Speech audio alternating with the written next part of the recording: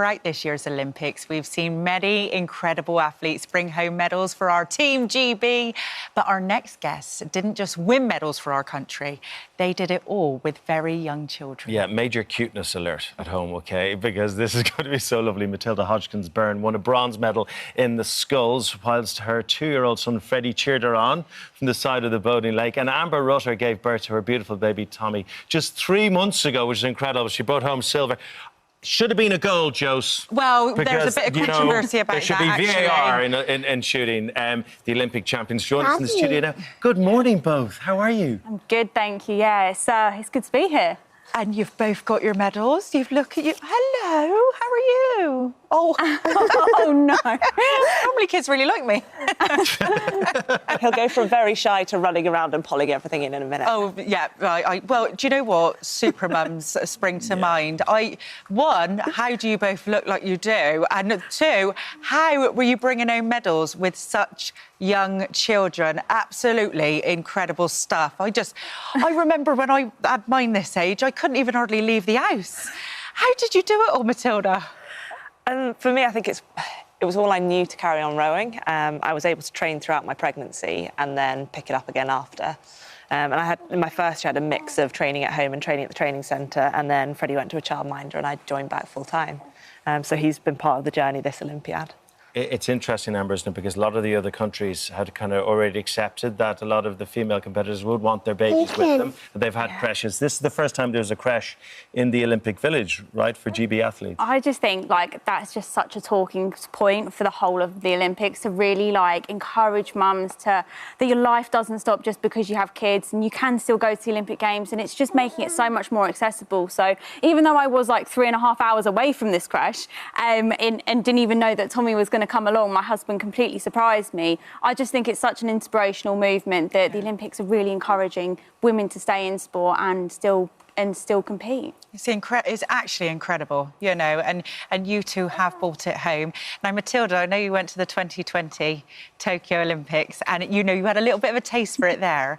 And then after you had Freddie, were things different for you then? Did you feel that you needed to go back to prove it to your little one? Or? Yeah, I think so. I wanted to end it on my terms, and I didn't want it that just because I'd had a baby, that was the end of my career. And I'm really glad I did, coming off from the water and then seeing him in the grandstand, and he was actually lowered down to me. And then being part of it, it just completes the picture. A lot of people, like Tom Daly said, he went back for his children, and it feels like you went back for Freddie as well. Yeah, I think so.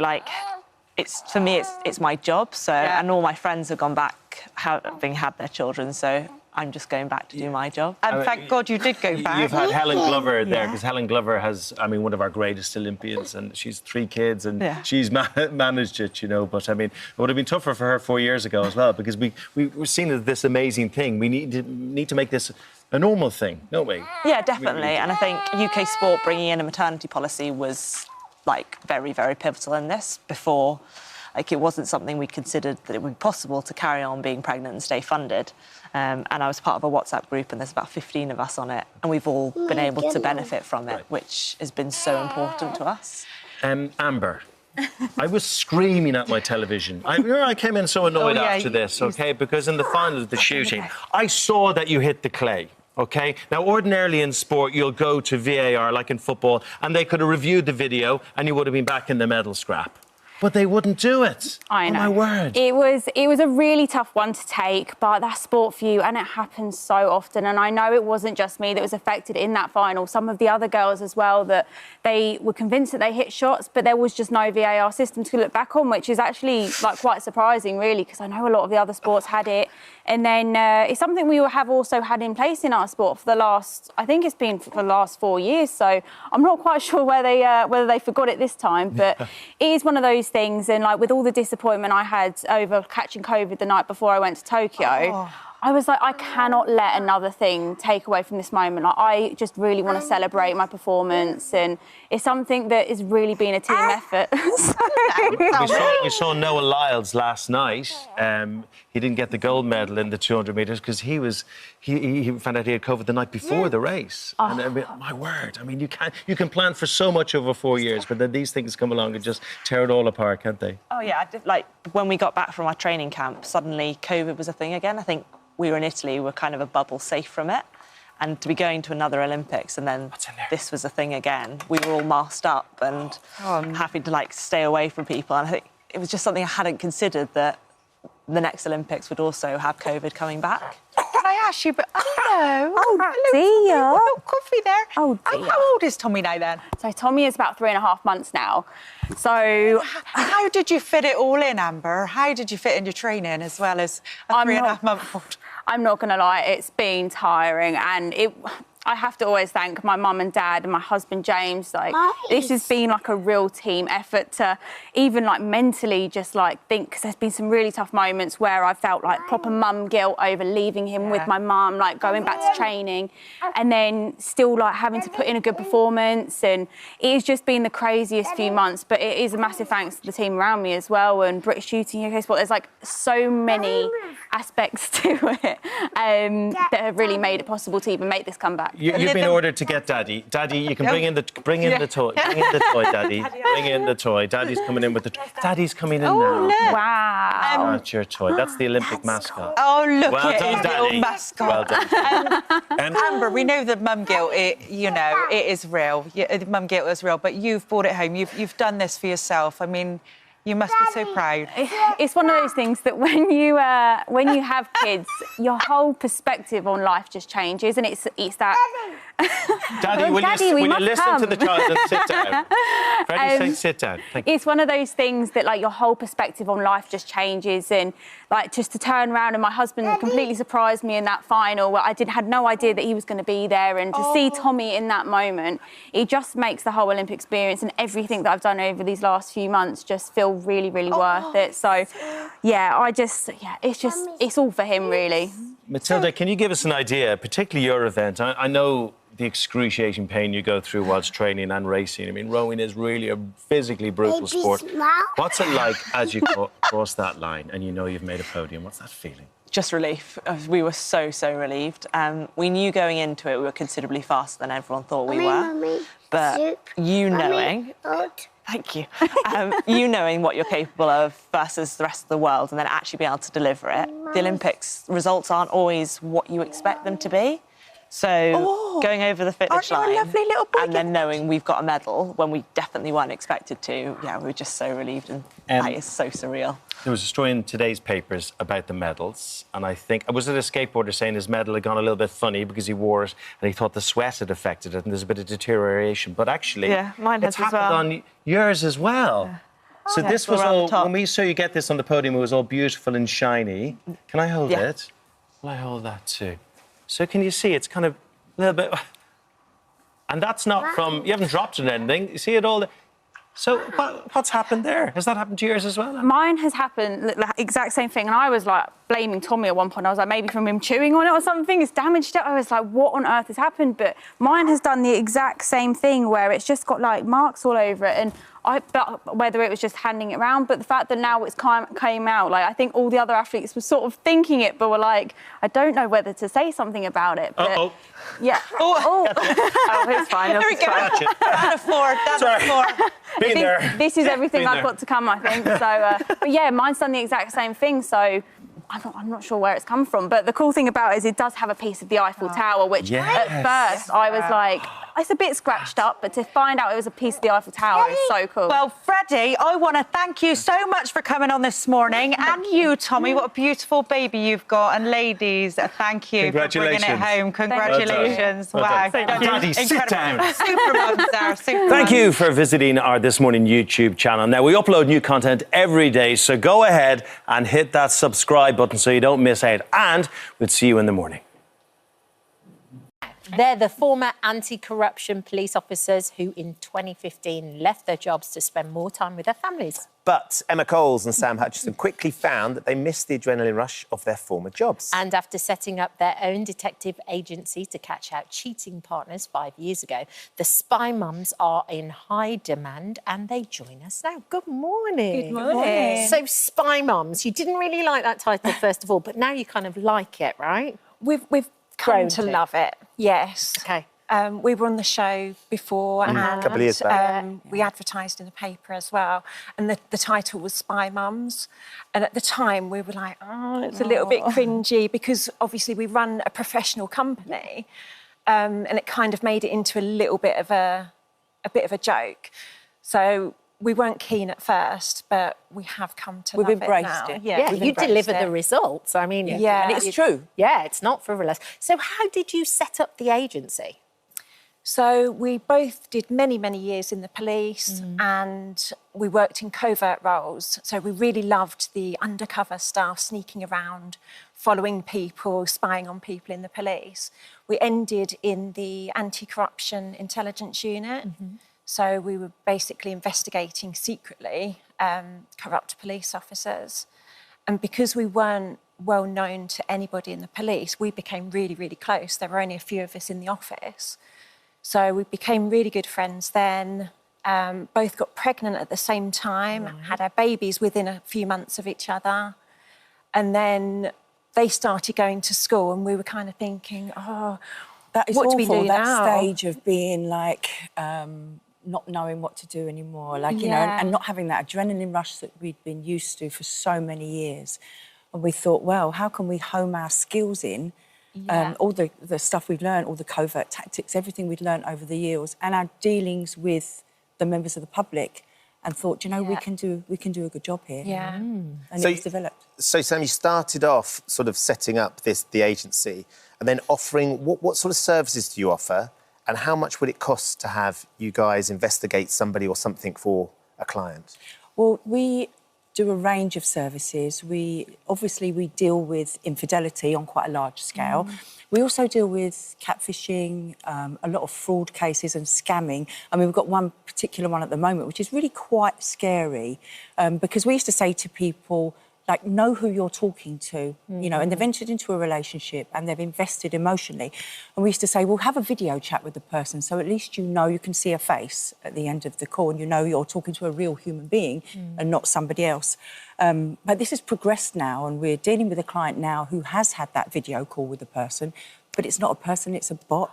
And it's AI So has been AI used. is now making things even harder. Yeah. And he's had a conversation and believed that conversation with that person. That person has stolen the identity of somebody else completely who had no knowledge of this and has been talking to him now as a bot, effectively, in that AI world, and it's so scary. So you realise how vulnerable lots of older people are, or people that sort of, you know, Unbelievable. are looking for sort of company, whatever that might be. But in order to do that, what would I have to pay if I had somebody that I wanted you to go and investigate? Well, our prices range, don't they, Yeah, so for surveillance, for instance, if you suspected that your partner was cheating, it could be anything from, say, £250 for a really simple case.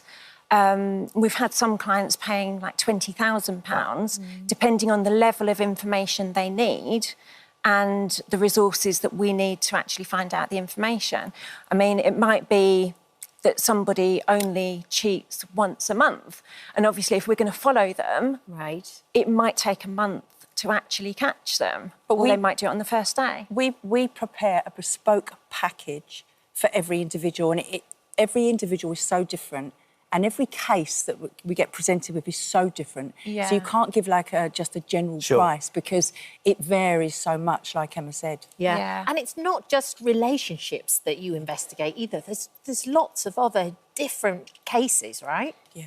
Yeah, we've found more recently that people aren't getting the service they deserve from the police. Right. And if people have got the money to pay for it privately, they're coming to us because they've had no luck having their case solved. Yeah. So they come to us and we basically do the job of the police. It's like high-value motor cars. Yeah. We've had high net worth clients who've had really high-value motor cars stolen, and we are the ones that go and find them because, with all due respect to the police, they don't have the resources. Sure. Yeah. Burglaries, they come to us. We gather the CCTV. We gather all the evidence that the police haven't got time to do, and then we package it all up and we can take it along to the authorities as a complete package. Mate, now you have celebrity clients, you've had some royal clients as well. I know you can't talk about individual cases, but are they sort of looking at you to investigate similar sorts of things? Similar, yeah.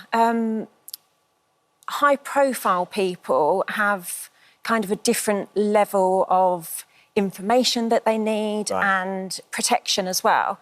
So we've had cases where we've had to look after an individual by doing surveillance on somebody who's suspected of being a stalker, for instance, so that we can protect them. A lot of that is really scary. If you're somebody who has a stalker and you see that person, that's really frightening, and we can really help people with that by drawing a line, a boundary, and making sure, for example, the person stalking them doesn't cross that boundary and that they can carry on with their life to a degree in safety. Yeah. And how undercover do you have to go? Do you have to kind of change outfits and wear disguises and... So in the early days, we did a lot of the surveillance ourselves. Right. Obviously, now we're on TV and we're showing our faces, so we can't do that. We have some really good operatives who work for us. But yeah, in the early days, it was quite interesting, actually. Sam had a really good job where she was a different person throughout the whole day. 7 outfit changes. No. Yeah. That's more than even I did. In the car, in the toilet, in the train. It was quite a day. But I made my appearance change that many times in the day, not to be noticed following somebody. But like Emma says, you know, we're the face of the business now. Yes. We're trying to bring a more softer approach. I mean, our clients, you say, look at how our clientele have changed over the last 5 years. Yeah. We have a lot of male and female clients, but a lot of males come to us now because although there's other investigation agencies out there that are guys and they run perfectly well and they're great guys, but they sometimes feel easier opening up to a woman. Just to have those chats. They find it really difficult to open up to a man like that. Yeah, and we have people on the phone in tears to us, and I don't think they would do that if a man was answering the phone. Definitely it's just not different. as easily. One of the things we're quite excited about, though, is that there's going to be a TV drama of some sort based around what it is that the two of you have done. Yeah, that's really exciting. So a few years ago, we were contacted by a big film production company because they'd seen what we're doing. So yeah, that's all in progress at the moment. We're sitting down with the writers, and that's all being made. It's going to be a fictional drama. So the question is, who'd play you?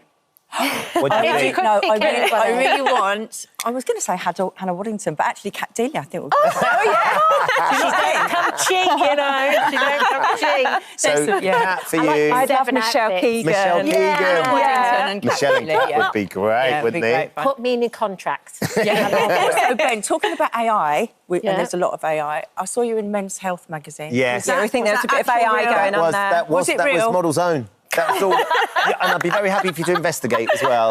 We'll see you after. Thank you both for coming in. Thank you so much. Glad everything's going so well, and I'm sure we'll have you back when the drama's on as well. Definitely. Thank you for visiting our This Morning YouTube channel. We upload new content every day, so go ahead and hit that subscribe button so you don't miss out, and we'll see you in the morning.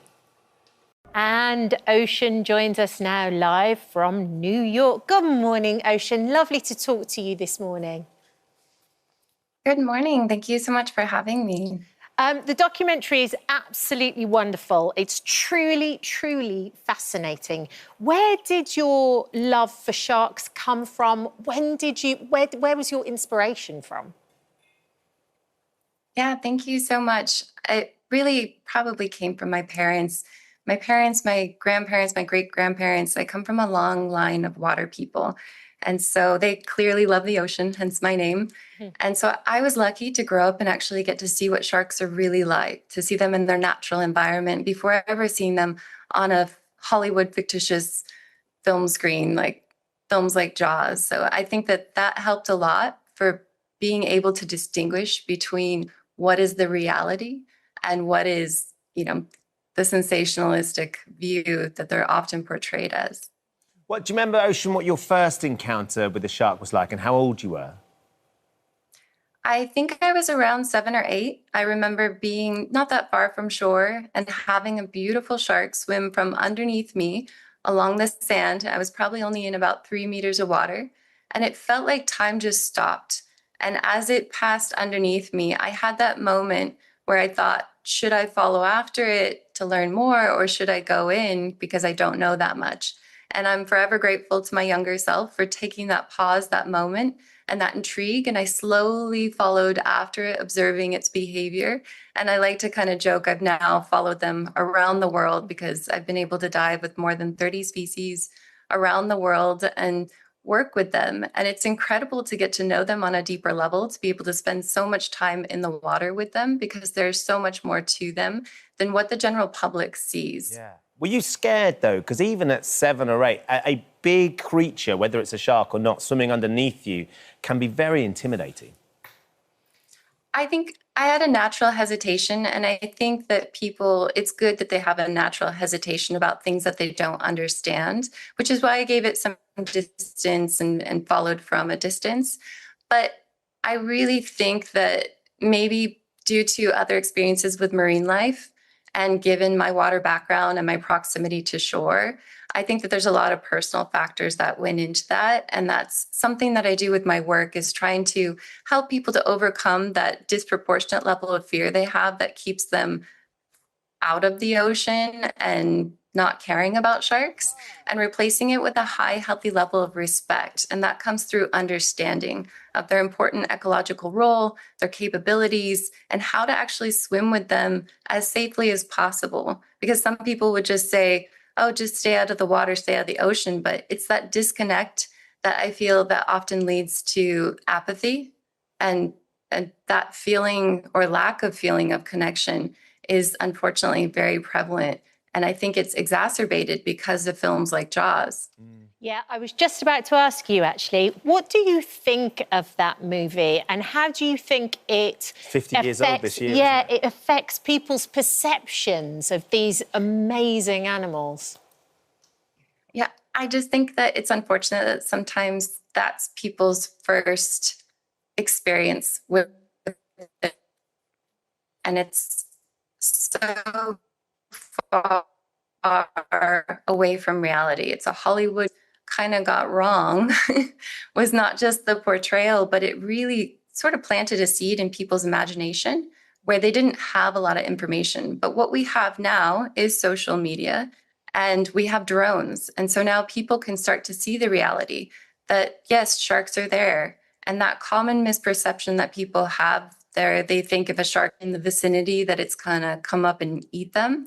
The reality is they swim past surfers, swimmers, and divers all day, every day. And it is so rare that they make a mistaken identity bite or a territorial bite or a bite out of the brink of starvation. I'm living proof for that as well. I swim with them every single day. But yeah, I'm so grateful for drone footage now, essentially showcasing that to people. Ocean, you have faced and do face quite a lot of criticism as well from people who suggest that the way you interact with the sharks isn't what we should be doing. If you go into the sea, you can look but don't touch. We could see some of the footage from the documentary, but also some of your Instagram footage. There's you touching a shark that you know clearly very well, and you're playing with its nose, and you're rubbing the underside of its body as well. What do you say to those critics? Well, there's a couple of things. For one, I am a professional. I grew up doing this.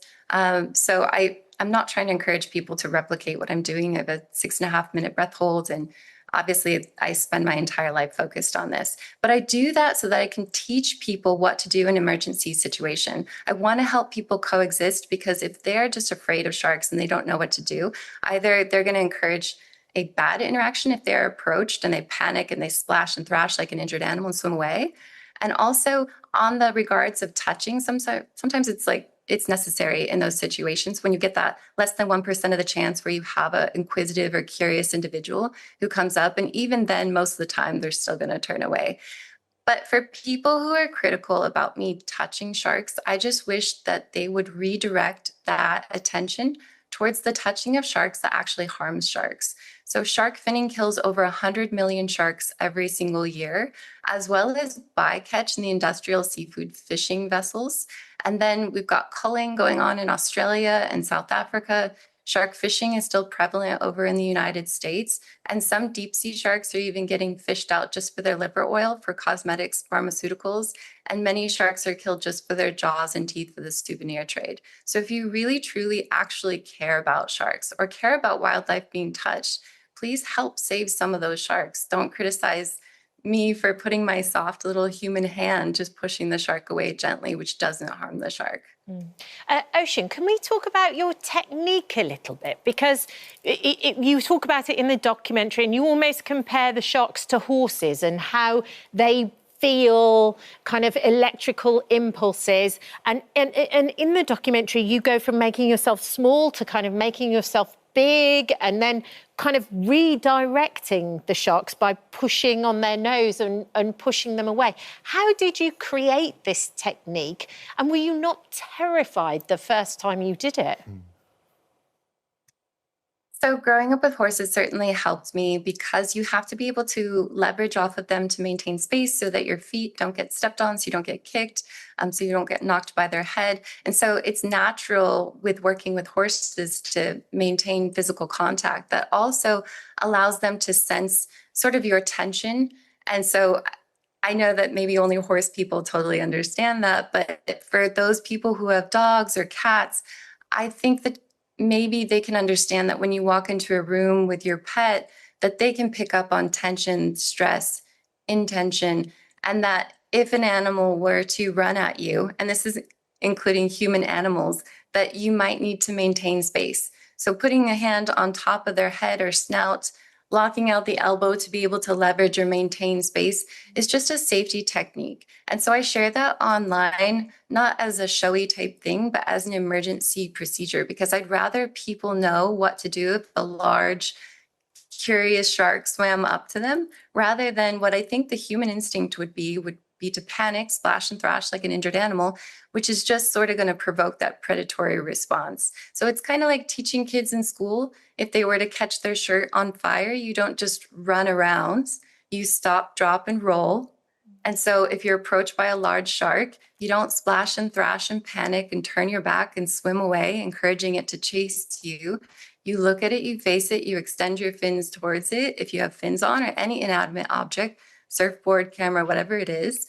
And if anything, move at it. And yeah, if it comes up that close enough to touch, at the last minute, putting your hand on top of the head, closing out the mouth, locking the elbow, and moving off to the side. Now, I understand that these safety techniques, I've obviously trained a lot of people to do this. I've got a team of marine biologists that work with me in Hawaii at One Ocean Diving. We guide people in the water all day, every day. We wouldn't be able to do so responsibly if I didn't teach those people how to do this for that 1% of the time that they get that curious. But I'd still rather people have this information for safety purposes, because my ultimate goal, trying to get people to coexist with sharks, it means that I need to help them to actually coexist. Otherwise, they don't care if sharks exist if they just think that they're monsters and they don't know what to do, or they don't know much about them and they don't understand them. We generally don't protect that which we do not understand. So I'm just trying to help people understand sharks on a deeper level. You do a great job of it. The documentary goes a long way to certainly illustrating that they aren't monsters. Hopefully I'll never be in the situation where I have to employ the technique, Ocean, but I know what I need to do if I do get a shark coming towards me. Thank you for joining us. I know it's very early in the morning over there, but it's been lovely to meet you. Thank you. Thank you, Ocean. And The Shark Whisperer is on Netflix hello. now.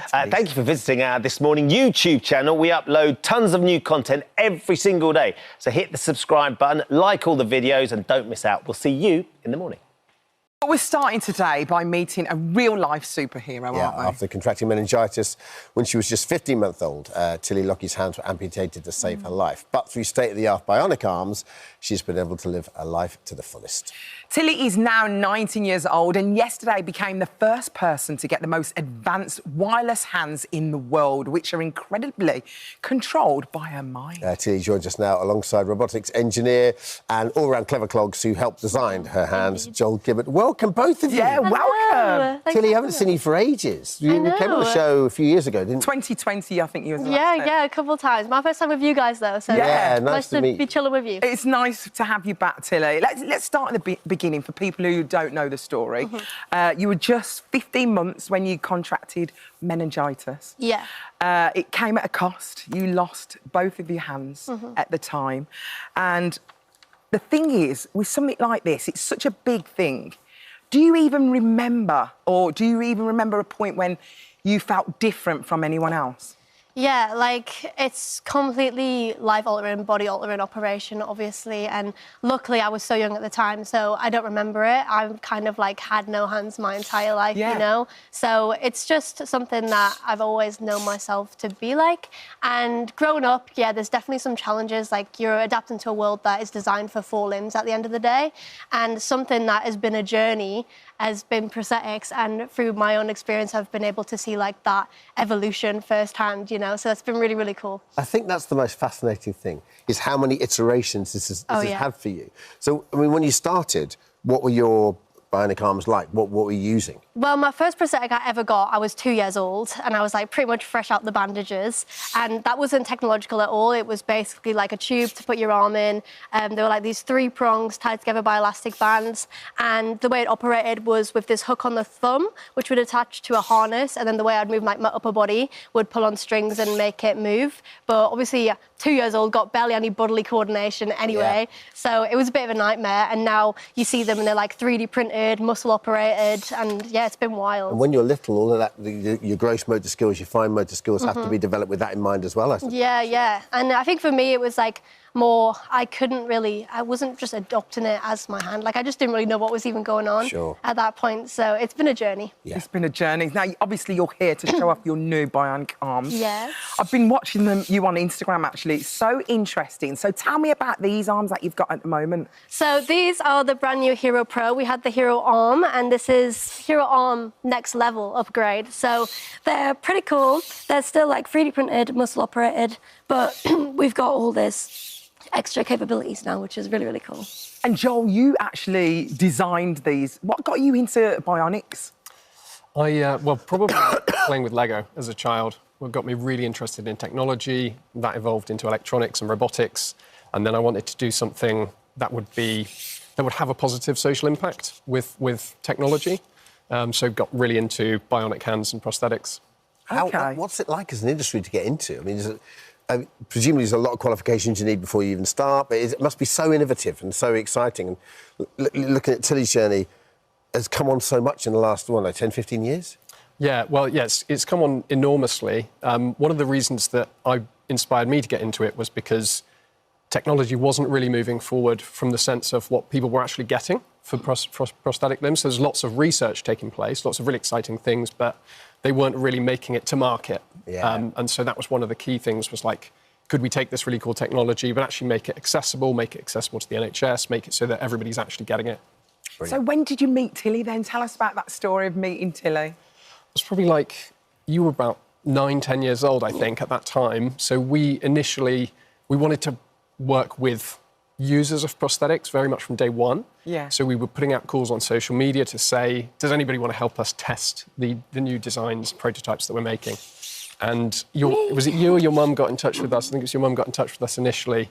And we were like, yes, that would be great. We want you to help. And even from 9, 10 years old, Tilly was giving us fantastic ideas for how to design the arms. Tilly, what's extraordinary was before we came on air, you said you're still getting used to these. And you sort of don't know your own strength. Yeah, I mean, they're twice as fast, twice as strong. So, you know, it's definitely something to get used to, but I mean, even better, you know.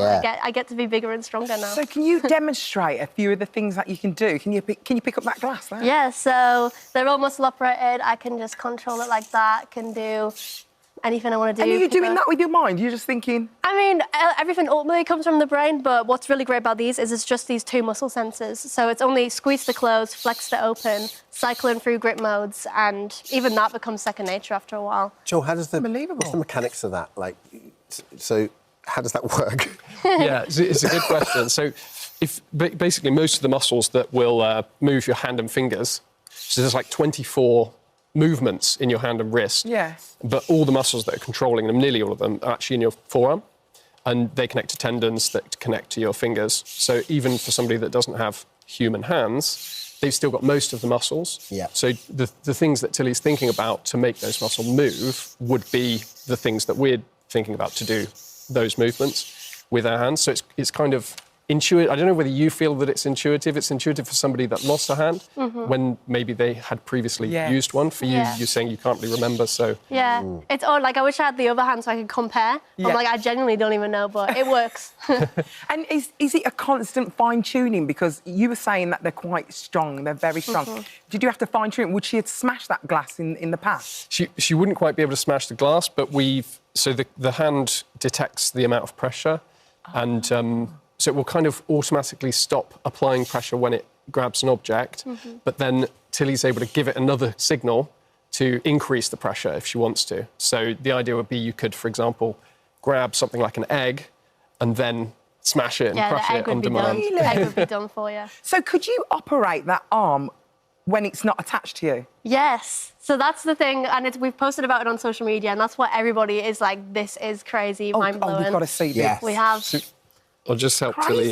Completely wireless, so you can actually just detach the hand like that. And you're thinking about it. And I can still operate it the same way as if it was attached. Make it move. That is incredible. That's unbelievable. Yeah. So I can do little tasks for me when I can't be bothered. Have you ever had any mishaps where you've left it somewhere? Well, I am sure that I will be, like, something like that will happen. I haven't had them long enough to make a mess of it yet, but yeah. Also, the practical jokes and wind-ups, you can use that for. Oh, yeah.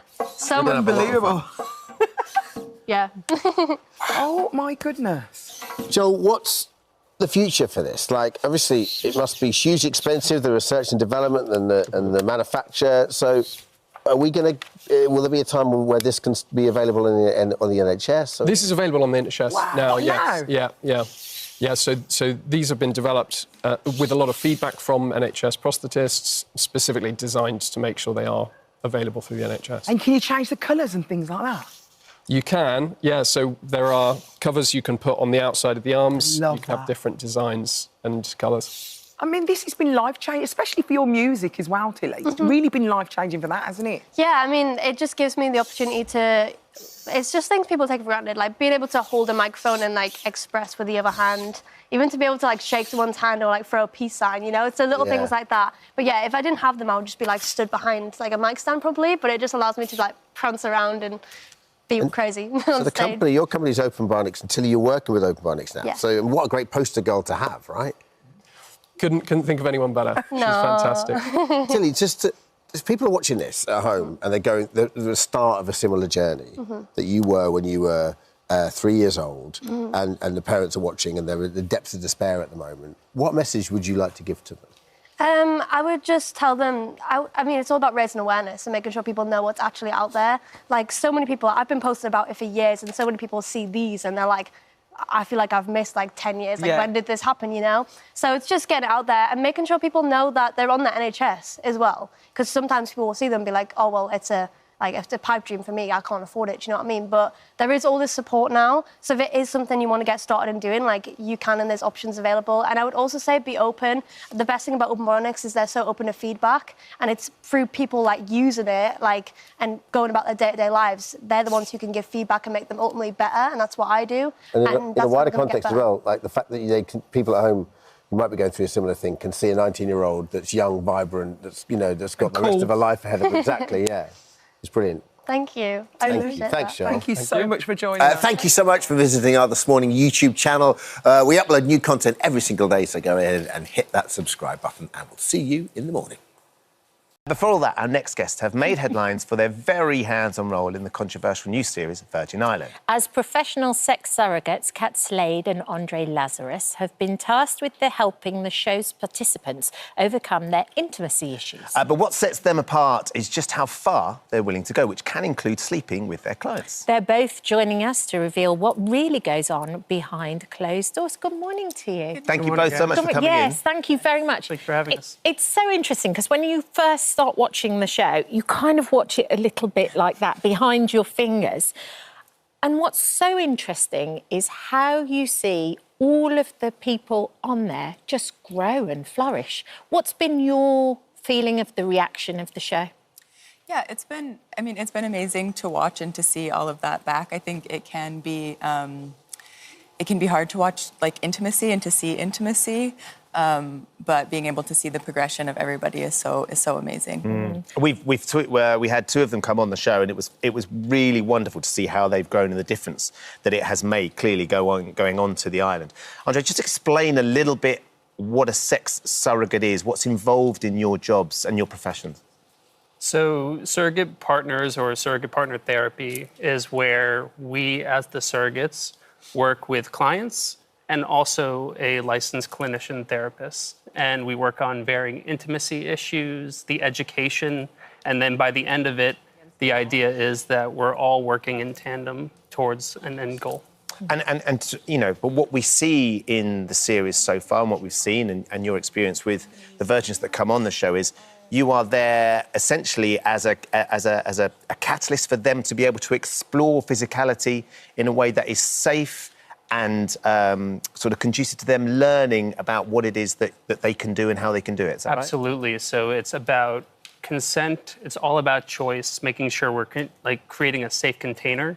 But really, it's about them learning about themselves. And then when they're ready, whenever that might be, to go into a relationship, now they have education behind that. And how, Kat, how did you get into this? Because it's not a typical job that, you know, people would necessarily talk about. They don't necessarily have it down the job centre, do they, Kat? Yeah, I mean, my background is in dance, and particularly like somatic dance and improvisational dance, and I found that those spaces had a lot of emphasis on like touch and sort of contained relationship, and I sort of was trying to find a way to incorporate therapy, but couldn't find the right thing. And then as soon as I found out this was a job, I was like, oh, that's my job. That's what I want to do. My degree was in dance, and so I spent 3 years dancing with a lot, and it is a very physical, intimate form of art, isn't it, actually? And I can totally understand why, if that's something you've learned and you've loved, why you would want to be able to do that. And you can share, because the point is you're sharing your body with other people. Yeah. And I think there's a lot, like, it's a very creative field, which I think people don't really think about it as, like, that way. What do you mean by that?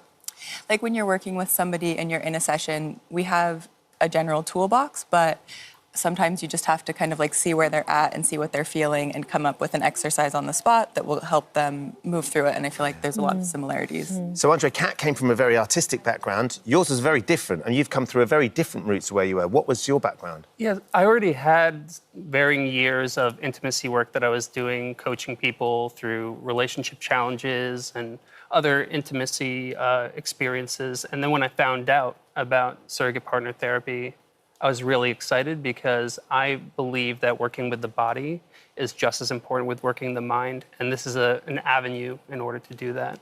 So, yeah, I was really excited to actually dive in. Yeah, it's hard for people on the outside sometimes looking in because so often intimacy involves emotion too. And it's very an attraction. And all the time. Yeah. Yes. So how do you differentiate and how do you keep things separate? Or do you, actually?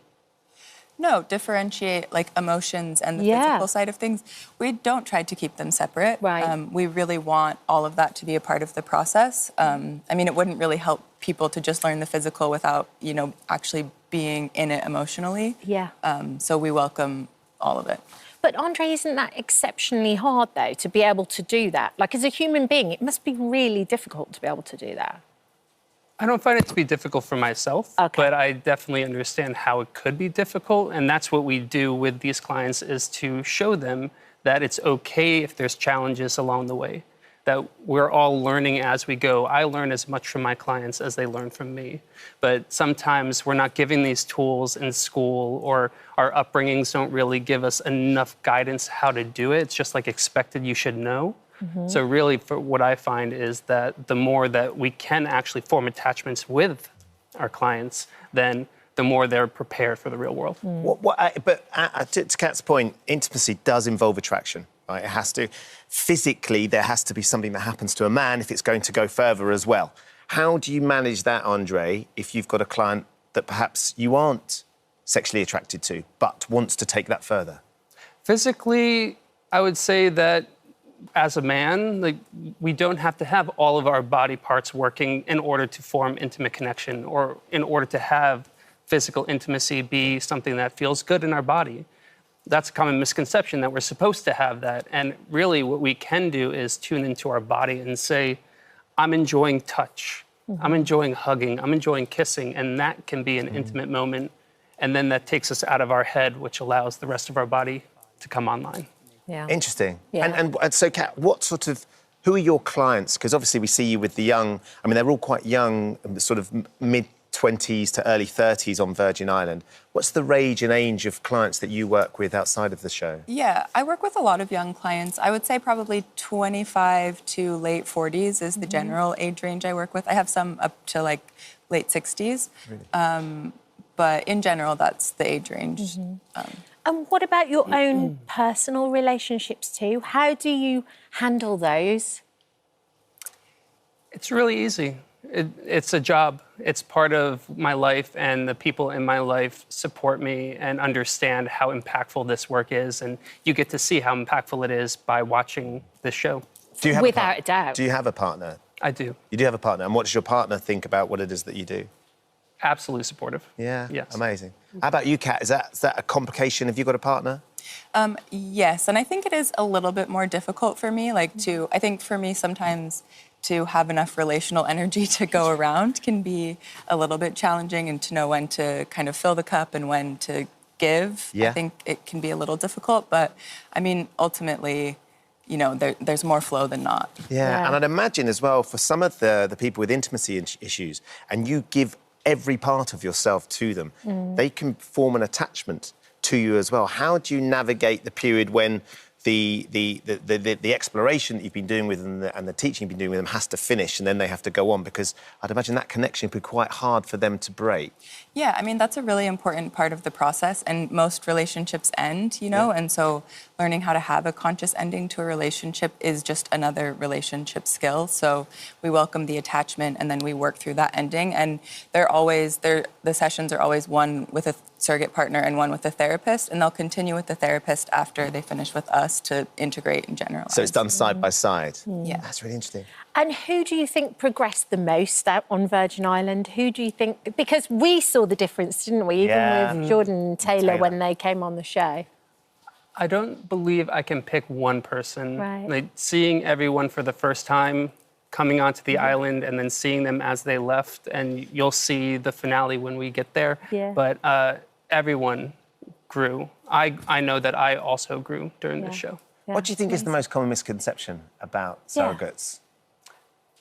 The most common misconception would be that sex always has to be involved, or that sex is the main goal. And really with surrogate partner therapy, it's all about connection, helping someone connect to themselves, connect to others. And while we can potentially get there with clients, there isn't like a goal, and the speed that we go and how far we go is client dependent. So it really is all about relationship building more than anything. Well, having had Jordan and Taylor in on the studio, and obviously the show was filmed about a year ago, the difference in the two of them from what we saw from those first two episodes was dramatic. Confidence, how they held So you themselves. clearly have It's brilliant. helped So them proud of both. enormously. Thank you for coming in. Thank you very and much. sharing a Thank little you bit of so story. much. Hello. Thank you for visiting our This Morning YouTube channel. We upload tons of new content every single day. So hit the subscribe button, like all the videos, and don't miss out. We'll see you in the morning. Here now are Spirit and Missy, who definitely aren't one-trick ponies. They are therapy miniature Shetlands who visit schools, care homes and hospitals to boost people's moods.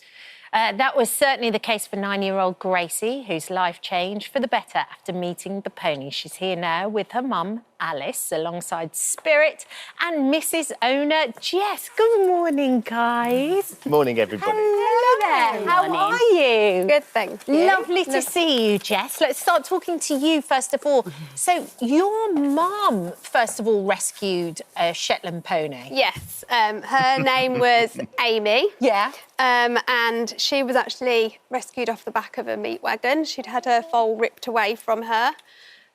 We lost her when she was 42 years old. She reached a good age. She did indeed. She had a very full life. Yeah. She was a typical Shetland, full of character. Yes. So this was where your passion started, essentially. Yes. So what impact do you see the horses having on people? So horses are really non-judgmental, and they just bring such joy. They just brighten up a room. I mean, Grace, as soon as she sees Spirit, that's it. You know, her heart's melted, isn't it? Yeah. I think one of the things as well, Jess, you explained that actually you were watching this morning, and that's where you got the idea to use the Shetlands and the miniature ponies that you had in this way. Yes. So it was KL pony therapy with the guide horse Digby. I was watching, and it inspired me as I'd had Bella, my little black Shetland at that time, wanted to share the love and the happiness that I could see it would bring to many others that couldn't have that accessibility. Yeah, they're absolutely gorgeous. So can you tell us who we got here? So this is Spirit, the teddy bear. Yes. Who stole Grace's heart. Yeah. And this is Missy, the unicorn, who's also a little sassy pants. Yes, and they're both very glittery. They and are. Very stylish. Yes, their that's appearance. the magical unicorn, so coming out. Look at And look, Gracie. Gracie, you love Spirit, don't you? Yes. What do you like to do with Spirit? I like to read her and give her lots of hugs. Lots of hugs and cuddles. Does she ever misbehave? Yes. What does she do when she misbehaves? Does she run around and get excited? Not listen a little bit, maybe. Does she try and walk off stage? And Alice, good morning. You're Morning. Grace's mum. Yes. So tell me, how did Gracie first meet Teddy? So we started going to, Jess was running Easter events, so she runs lots of events during the school holidays. So we started going to those, and we just noticed such a massive difference to Gracie. She'd been really struggling in mainstream school, and we were awaiting a specialist provision. And my husband has a very complex medical condition. He spends half the year in hospital. So Gracie has a really hard home life. I think things can be really upsetting for her. And she's just so happy every time she sees Spirit. She counts down the days till we go, and then she loves it. And then afterwards, she's so much happier and so much more settled after. So I think it's like, it's not just when she's with Spirit, it's the before and after as well. It just means so much to her. And her experience with spending time with the ponies means that she's been able to get back to school? Yes, so she's just started at a fantastic new school, and they have 2 therapy dogs.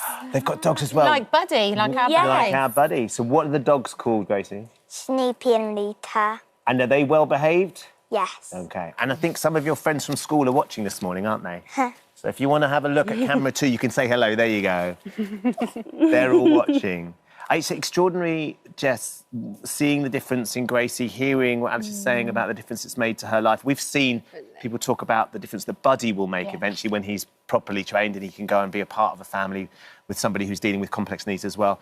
What's it like for you and everybody that works with you? It's amazing. It's inspirational. And it's so heartwarming to watch and actually see the progress of everybody. Nothing else beats animal therapy to me. No. Because you have other animals as well, don't you? Yes, so I've got the 4 therapy ponies. I've got therapy rabbits, therapy guinea pigs. We've got our star of the show, is a little cockerel who cock-a-doodle-oos on command. On command? On command. And you got the idea, actually, for this therapy from seeing the show. Yeah. From on here. I think it's one of the things that I've been lucky enough to work with a few animal therapy groups, and I've seen footage of the Dinky Donkeys going into care homes, particularly. And you do that with your ponies, don't you? Yes, so we go into care homes, we go to schools, educational settings, hospices. We do a lot with Acorns Children's Hospice. We volunteer for them. And one of the most special moments was actually a lady that I met in a care home that was really subdued, didn't socialise at all. And I found all about her history, that she was a jockey in her earlier years. The staff knew nothing of this. Because she didn't talk to anybody. She didn't talk to anybody. She'd got no family. So, you know, it was a different life for her after that. She really interacted with the home. We did regular visits. To be able to access, and you'll be able to speak to this with regards to Gracie's experience, access the opportunity to communicate with people thanks to these animals is just so important, isn't it? Yeah, Gracie's always really struggled with her speech and language, but she really enjoys reading to spirits, so that's really good practice for her and really educational. So it's just been amazing. She's just loves it. We can see how proud she is. And Gracie, we're very proud of you as well. So we've got your little present that we thought you might quite like. Of some bits and pieces in here that you can take to school and you can show your friends at school. There's all sorts of things in here. Are you getting some more stuff? Yes, and we've got all the bits and pieces to take to school so you can show all of your chums and your friends. And look, it's like a unicorn. So it is actually... There you go, darling. Thank you. We're so proud of you. You're doing such an amazing job. That's and you love it so much, don't you? Yeah. There you go. That's for you. Thank you for coming on the show. Jess, thank you for bringing the horses in as well. Yeah. Thank you for having us. That's no small mission, but it's lovely to have them in the studio. Really special. Makes us all feel very happy. Thank you. Hello. Thank you for visiting our This Morning YouTube channel. We upload tons of new content every single day. So hit the subscribe button, like all the videos, and don't miss out. We'll see you in the morning. First guest today has been called the most inspiring man on social media. For the past 20 years, personal trainer Javino McLean has dedicated his life to training those who've previously felt overlooked or unwanted in a gym.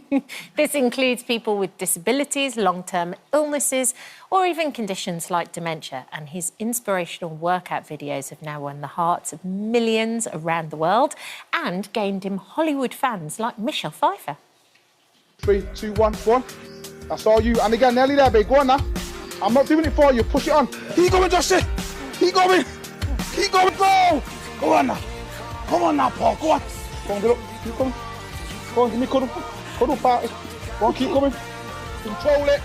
Control it, boy. Yes, that's it. I texted you last night talking about the one with Lucas crossing the road. I was literally floods of tears. As he releases his debut book, You Are Not Your Limits, thrilled that Javino joins us alongside two of his very special clients, Amy Hodgkiss and Josh Goy. Morning, everybody. Morning, guys. Good morning. So lovely to meet you all. Javino, congratulations, firstly, on the book. Thank you, brother. Thank you. It's a wonderful read. I discovered you, as you know, just randomly. You popped up on my algorithm and I was gripped from the first moment I saw one of your videos training up your incredibly inspiring clients. And I was hooked. And I've been hooked ever since. We've been mates since then for a long time. But I'm trying to sort of explain to somebody who maybe hasn't come across you where you found this passion for training and helping people. Because it's not just about being physically fit for you, is it? It's about forever friendships, and these guys and my clients that I've trained over the years. I think muscle can go, Ben. I think muscles and aesthetics, you get to a certain age, that can go. But when you truly care for people and love people, that's what will last forever for me. And to me, just making sure people feel seen and valued and just appreciated, that to me is the magic. And it all kind of started a little bit by accident. You'd always loved sport, you'd loved cricket, you'd done all that, but you spotted a chap in the park who was watching his family play cricket, and from across the field, you just felt that something wasn't quite right. And I had no reason, I love telling the story of Ishmael, but I had no reason to go over, but there's something inside of me felt like I just needed to intervene. I seen that he wanted in. It reminded me of, you know, when you see Wimbledon and as the ball's going, people doing this. And he was doing that with the ball in his wheelchair. And long story short, I went over and I just made sure that he got involved, and I brought his family into the group of cricket that I was already coaching a big cricket session. And I just made him bat, and I said, for 2 hours, you're going to bat. And I made a game of it where if he hit the ball, everyone fielding, it was like 24 people. Nothing happens. If he swings and he misses, everybody did one press-up or one burpee. And his wife gave me a hug that just meant everything. She didn't speak a word of English, but I knew exactly what that hug meant, and I knew that that was my calling. I don't know what made me go over, but I'm so glad that I did go over. And that moment as well, Javino, when you suddenly realised that there was this gentleman who was sitting in his wheelchair, enjoying watching the sport, but desperate to get more involved. That was such a spark for you to go, there must be lots of people who feel excluded by exercise and sport because of physical issues or whatever. And actually, is there a way that you can make that accessible to them? I think it's about treating people normal. It's about normality, Ben. I think it's the most powerful thing. And that's what my book is really about. It's about the power of normality and how the smallest acts of inclusion can change someone's life. And I think my work has allowed me to just be in a position where I'm just grateful, man. And I want people to just really absorb gratitude and just be really thankful for who they are and realise that they can do... When you watch these superstars do some of the stuff that they do, it instantly makes you go, I can do a lot more than what I thought I ever could. Yeah. And I think it makes people kind of realise that. And from reading the book as well, it doesn't just improve people's fitness and strength. It means that people can get back their independence. Of course it does, yeah. You write in the book about Kira, about her being able to get in and out of the car now because you've trained her. Yeah, definitely. I want him to live. Yeah. I think living life to the fullest is a gift that not everybody gets. And these wonderful people that I train, and I've trained for 20 years, I want them to enjoy life to the fullest. And sometimes there's certain things that we take for granted. The ability just to move, and it sounds silly, but getting in a car. I want these guys to experience the most magical things that life has to offer. And some of the magical things are the most simplest things. One of the things that I love, though, about watching your films as well is you don't give them an easy time. Amy, he works you really hard, doesn't he? He definitely does. We don't know what we're doing when we get in the gym, but I'm telling you, we give it 110% all the time. That's what you want to hear. You got it. Amy, how did you discover Jovino and what's he been able to help you with? I discovered Jovino through TikTok. My friend actually sent me his videos, and I just knew that I had to get in with him. For me, personally, he's allowed me to be more independent, give me a lot more confidence back, because I never used to leave the house. So he definitely has given me so many opportunities that I'm so, so grateful for. And Josh, he pushes you hard, but he makes you laugh too. Oh, always, every time. Whether it's a joke or just by how outlandish the workout is, he always makes me laugh. And how did you first meet each other? I met him because, basically, because his health centre is just right down the road from me. My auntie told me about him, and then we got in touch, and this will always this will stay with me, this quote, because the first time I met him, he said, I don't care about what you can't do. I only care about what you can do. And that just set the standard going forward. I knew that I'd made the right choice, and here we are. Here you are. Josh just mentioned there, it's a health centre. You call it a health centre. And that's a really deliberate thing that you've done. Of course. A gym can be quite intimidating. It can be quite lonely, especially for people that are new to exercise. If you walk in the gym and you see stallions like Ben Shepherd doing his bicep curls and his jumps, it could be quite intimidating.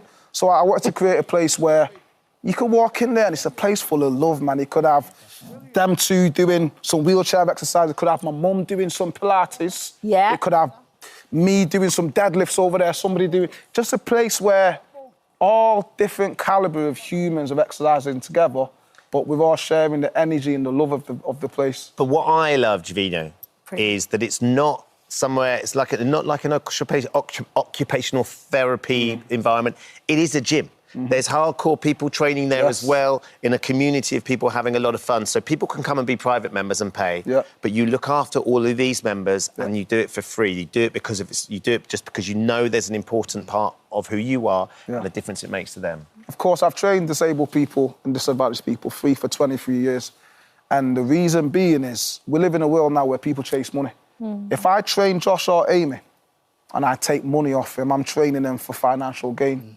I'm training them because I love them and I want them to live life. I want them to turn 50, 60, 70 and have memories, living their greatest life. If money comes into that conversation, it dilutes my care or my love for them.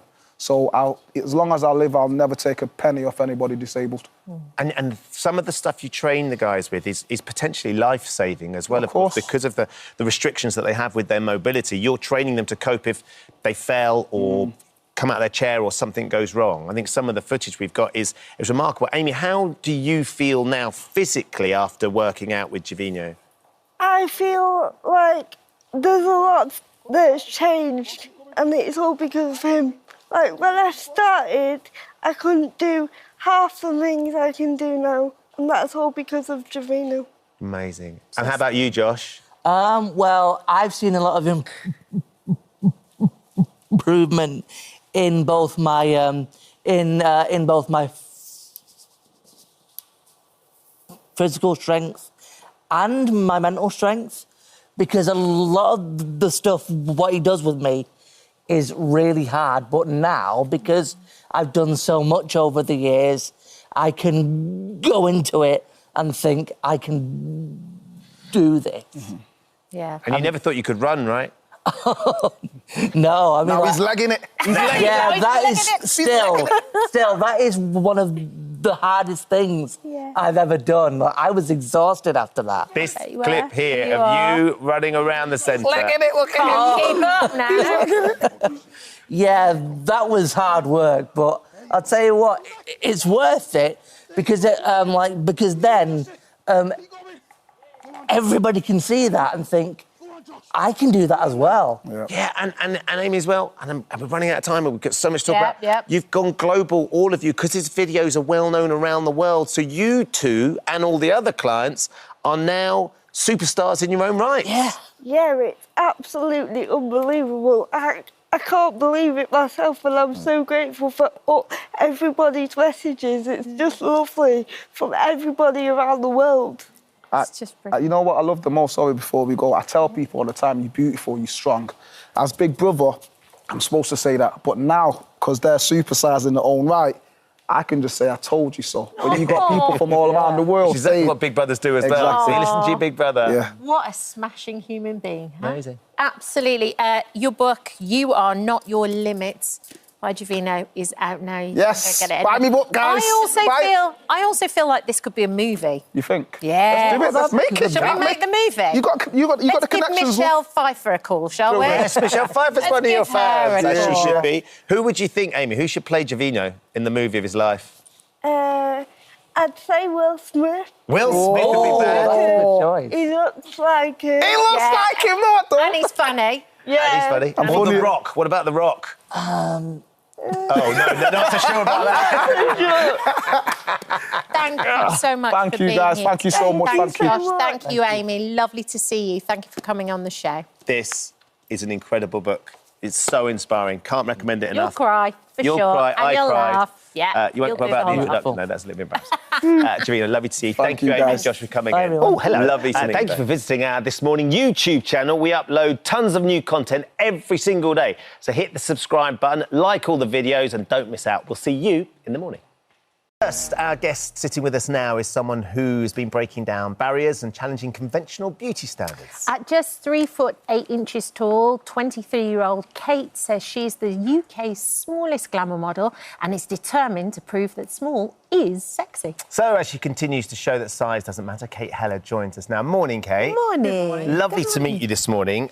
So, look, talk us through why you initially decided to start your social media accounts and portraying fashion for people like yourself. So it's quite clear that I grew up with achondroplasia and representation back in the day of the early 2000s. It wasn't there. So I decided to create a fashion account to showcase my outfits that I wore to sixth form at the time. It was so hard to create a different outfit each day. But yeah, I take an outfit of the day, as we call it nowadays, and post it every single day.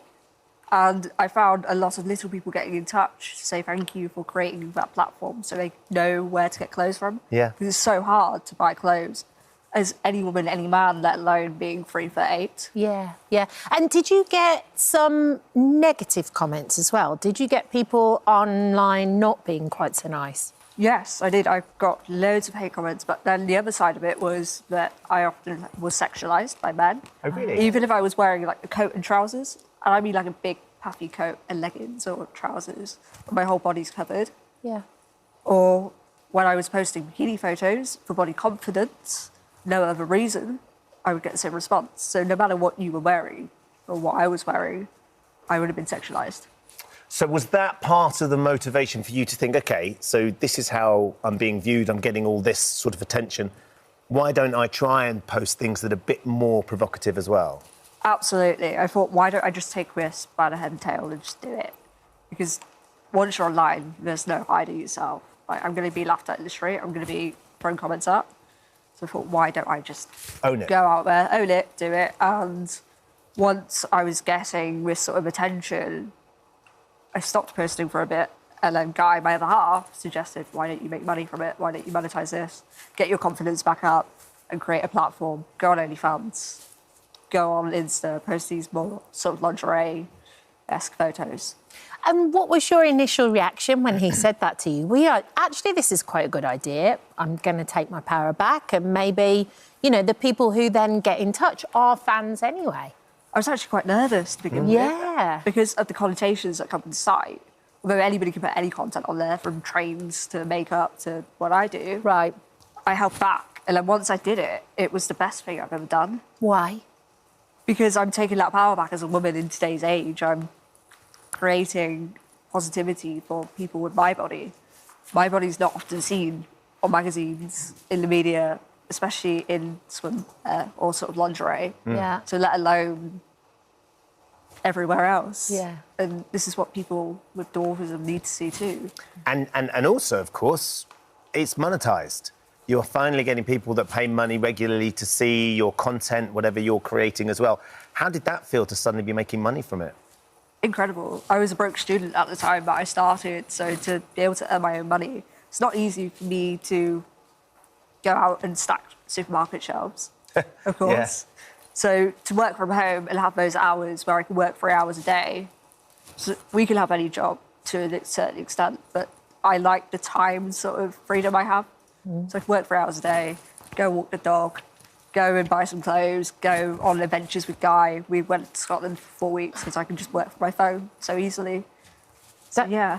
That's brilliant. And so what's the varying amounts that you get, and has it increased as you've been doing it? Is there even kind of more interest? It varies so much I can't really say a figure. Right, okay. Sometimes it isn't as much as people think, because once you invest it back in, dresses, shoes, hair, makeup, nail appointments, But you can make thousands of pounds a month. Yes, you can. So if you have a good month. Yeah. And equally, so your partner Guy, you've been together, is it 2 years? 2.5 years. 2.5 years you've been 3. together now. And he helps you with the content as well, doesn't he? Yeah, so he's a marine engineer, gets his hands dirty in an engine room on super yachts, and managed to teach himself how to market, how to take photos, how to do the Instagram algorithm in a matter of months, which took me 6 years to do. And what do your family and friends think about it? Do you have a good reaction? Yeah, they're so positive about it, and they're so pleased that I've managed to go out there and forge a career for myself and not have to worry about me, either financially or sort of worry about me still being at home. I moved out at 19. Yeah. So they love that, and they're so supportive. Even my mum's got into latex now. She got Really? a latex skirt for her birthday. She's going to kill me for saying it. But, it is fabulous to see mum get into it too, and to see her feel confident. Yeah. And the impact that you're having on your community as well must be really, really important for you. It's massively important, especially for representation, especially growing up, because I didn't see that. When I got into my later teens, Yeah. when I wanted to start shopping for lingerie, I didn't see my body on these posters. So I think it's nice to give girls confidence, and late teenage girls in their 19s sort of age, to see that and to feel normalised. And what's the future for you, Yeah. do you think, Kate? For me, I'd absolutely love to do some more magazine work, some TV work. I'd love to work with some more brands. Yeah, just really get out there and make the most of what I'm doing whilst it's here. That representation piece is huge now as well, isn't it? It's if you can see it, you can be it, and it's inclusion. Yeah, it's brilliant. And you feel safe doing it as well? There'll be people who will be concerned that, you know, with the advent of posting more provocative stuff, sometimes you can get unwanted attention as well. That doesn't concern you? No, I'm in complete control of what I post because it's just myself doing it. I know what I'm putting out there. I know sort of what I want to put out there, what will be seen, what will be saved or otherwise. So it's nice to have that freedom. Well done. Thank you so much. And thank you for being here this morning and having a chat to us. Thanks, Kate. Great to meet you, Kate. Yeah, Oh, hello. nice to meet you. Thank you for visiting our This Morning YouTube channel. We upload tons of new content every single day. So hit the subscribe button, like all the videos, and don't miss out. We'll see you in the morning. And two of the virgins, Jason and Taylor, are with us now this morning. We've been chatting about it already, haven't we? It looked like a gorgeous place, by the way. It was stunning. Absolutely beautiful. Taylor, so why did you choose to do it? Because, as Ben has said, it's a really brave move, actually. Yeah, well, I saw it on TikTok, actually. There was a comedian kind of taking the mick out of it, and I was like, no way. So I looked into it and was like, oh, there's a show for virgins. And I was speaking to it with a colleague at work, and she was like, you should totally apply. And I said, no, but I ended up looking at it and kind of treated the application process as a mini therapy session by itself and just really spilt my guts, thinking that I would never get called back. Right. And then they did contact me, and it was so fast.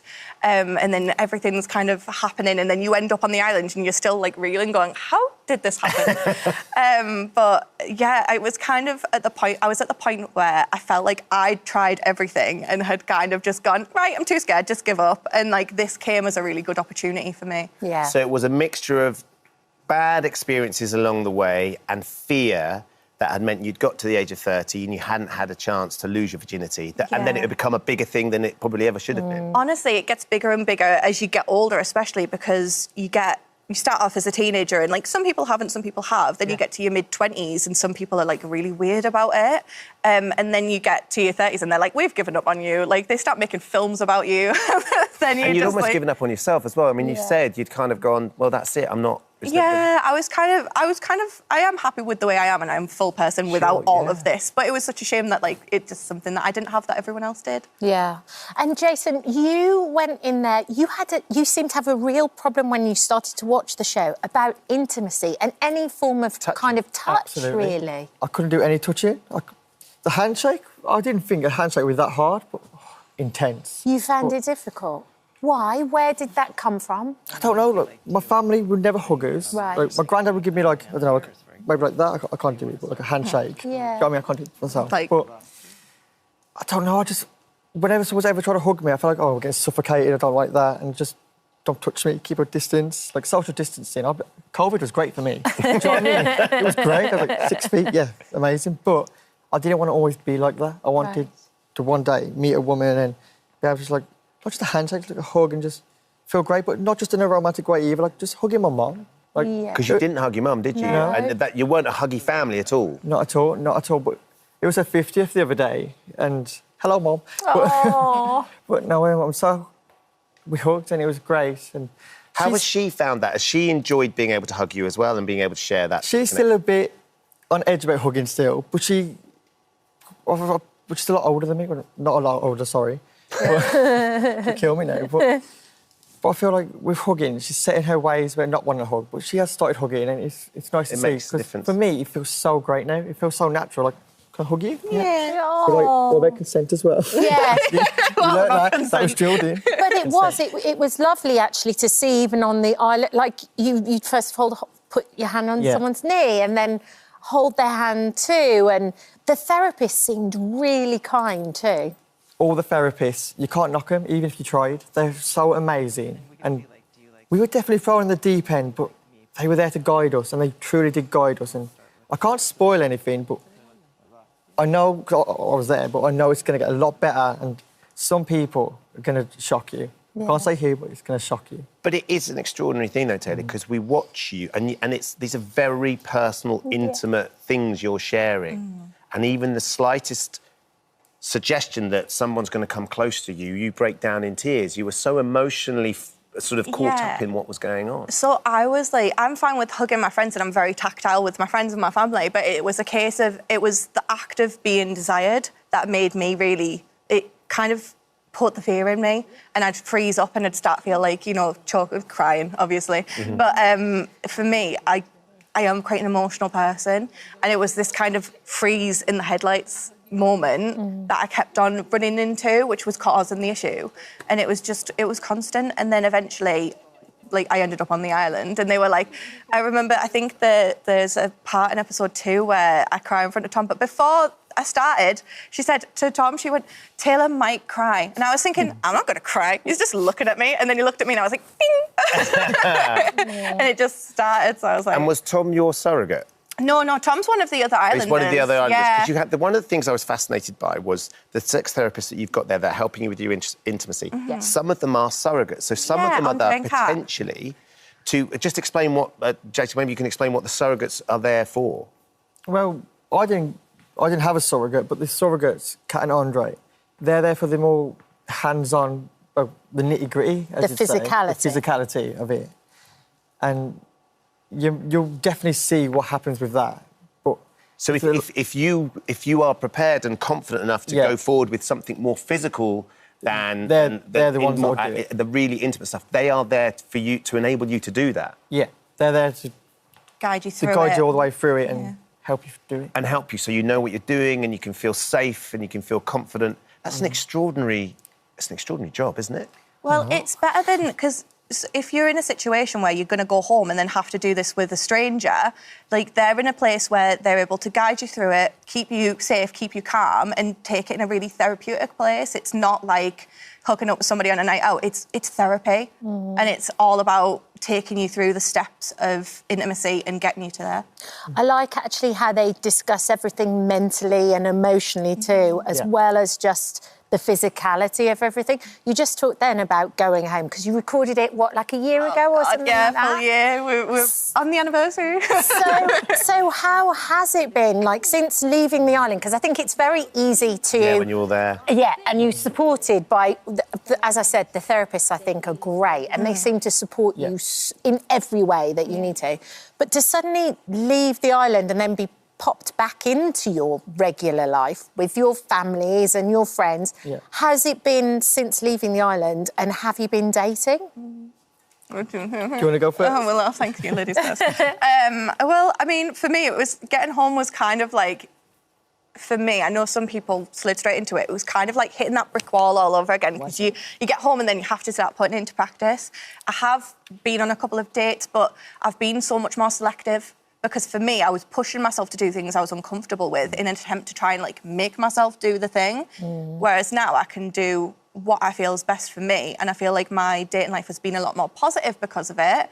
Not necessarily more fruitful, but but I feel like I'm not afraid to go on a date. I'm not afraid to make the first move. And that's something that it's given me that I didn't really have before. So that's really nice. Like, I can take that home with me. That's fabulous. And what about you, Jason? So mine's a bit different. Well, OK, so a couple of weeks ago, I asked someone out for the first time on a date. Amazing. I can't say who this person is, but you'll see her on TV. I'm not going to spoil who it is, but she's currently abroad, and I said, would you ever come back to the UK, have a drink, as a date? And she was saying, I don't know if I'll come back to the UK. So I said, is that a rejection? And she was like, don't be silly, of course it's not a rejection. So I was like, yes. And I'm like... Maybe I would have preferred it as a rejection, because what if she doesn't come back to the UK? But I'm glad I did it, because without the island, I would not have had the confidence. Like, short sleeves now, I would never have worn this ever. Like, I'm so more comfortable. So you're more exposing yourself as well. It's amazing, isn't it? For a lot of people, they'll think that's a really simple thing, just putting a T-shirt on and getting your arms out in the sunshine. But actually, it was a really big deal for you, Jason. It was. This whole thing is a really big deal for all of you. You're so brave. It's fascinating. Thank you. Really, really engaging watch as well. Yeah, it is. You know. And how much you've come on as people as well since the first show, because we've only watched the first one, haven't we? The first two. But you were, like, so confident and sparkly and... Yeah. Thanks. Well done. Oh, thank you. I'm not crying, which is a massive difference from the show. Can I just say, I sat out that session because I had a sore throat, because I left the aircon on. Oh, this was the first one. You know what? Yeah. But do you think you would have sat it out if you went back and did it now, even with a sore throat?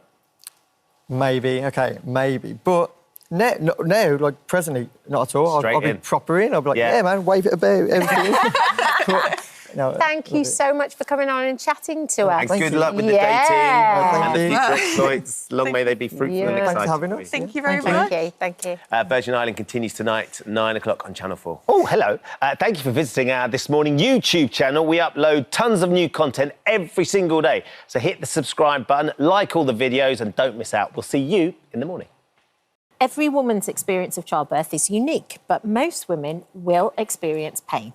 But could 39-year-old Lavisa Dahl have found the key to relieving the pain without medication? Lavisa believes having an orgasm during labour is the answer to a better birth, and she's talking from experience. She's here now to tell us more alongside midwife Marley Hall. Good morning to you. Good morning. Good morning. Good morning, Very Becky. nice to meet you. Tell me, first of all, where this idea came from. With orgasmic childbirth. You know, when I was pregnant with my first, I have 3 children, and then somebody recommended me the documentary Orgasmic Birth by Deborah Pascali-Bonaro. So I watched it with being super intrigued, super fascinated by this idea, seeing women have actually orgasm during birth. But I didn't think that would be possible for me. Because actually at the moment I had been in abusive relationships. I was still struggling with my sexuality, and kind of like I had met my husband and I was, you know, healing a lot. Yeah. But I was still sometimes struggling to orgasm in intercourse, and, you know, it was, so I didn't really think I could have that, but maybe somebody else.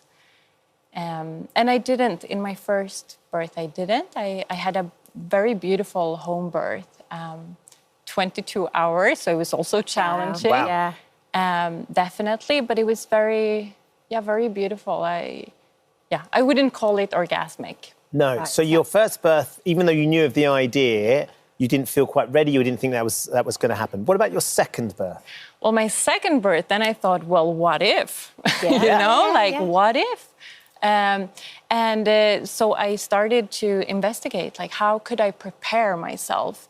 And I dove into certain topics. So I dove into embodiment, feminine embodiment, pleasure, relaxation, visualization, and surrender.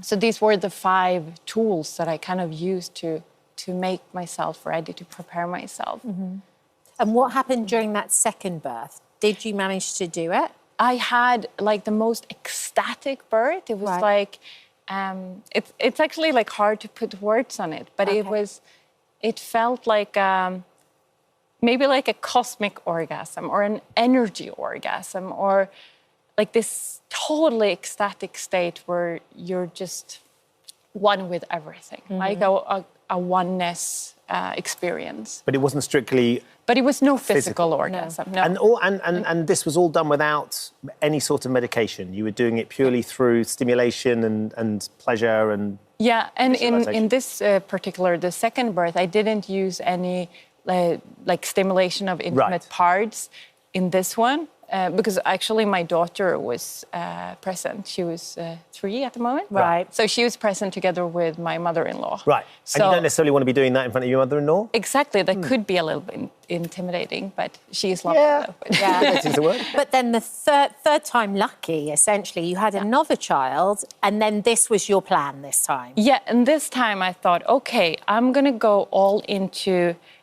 the sexual aspect of it. So I was preparing more with sexual pleasure.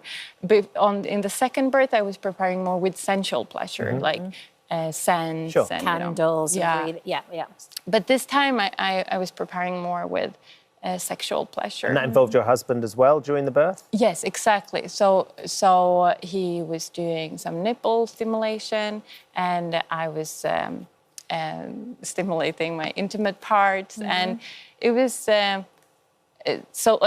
we had spoken about that, of course, on beforehand as well.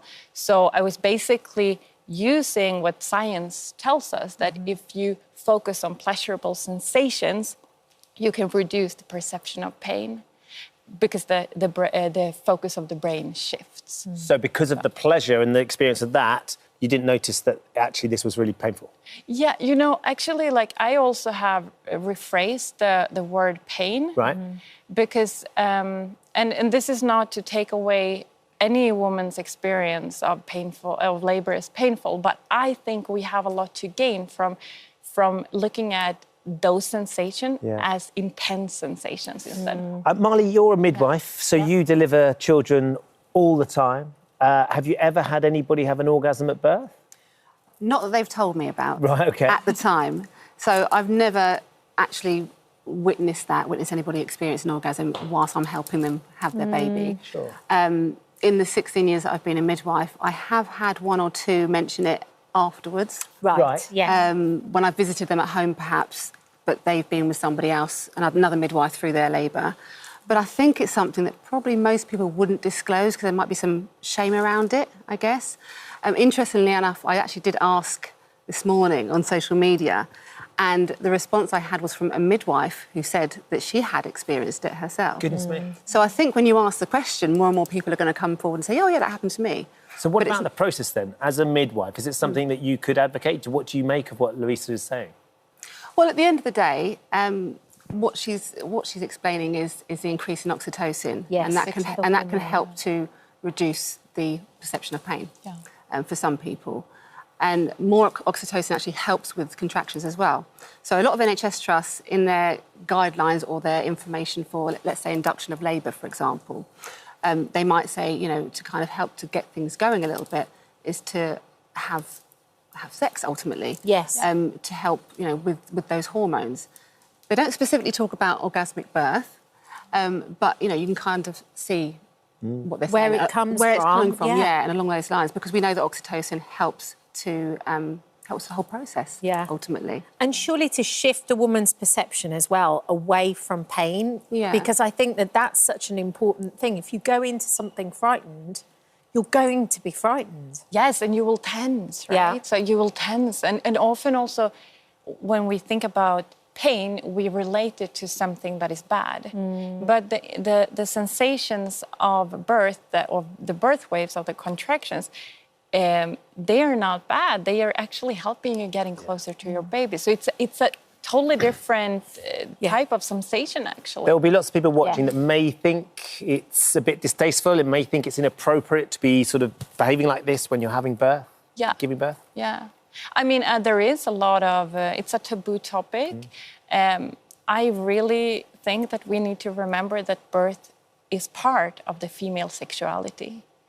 Because in the same way as menstruation is, or menopause, giving birth is sexual. We give birth with our sexual organ. And yes, it can be controversial to say you can use, you can stimulate the intimate parts in labor, but really the intimate parts are really already being stimulated. It's been a very positive experience for you, hasn't it? It's so interesting to talk to them both. Thank you so much for joining us. Oh, hello. This morning. Thank you for visiting our This Morning YouTube channel. We upload tons of new content every single day. So hit the subscribe button, like all the videos, and don't miss out. We'll see you in the morning.